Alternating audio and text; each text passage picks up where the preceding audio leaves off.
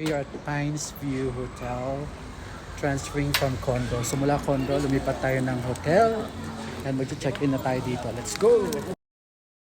Ang aming mga luggages while waiting. So we're using the stairs kasi sa second floor lang naman, pero of course may elevator naman doon na option. Let's go.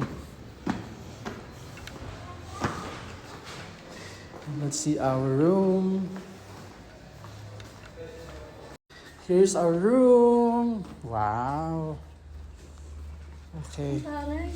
At dahil na-bored yung sister ko, kaya gusto niya maayos yung hair niya, ayan, napadpad tayo dito sa David Salon. Let's go. Sa David Salon siya magpapatreatment ng hair. So ayan na siya. Let's go. Ayan.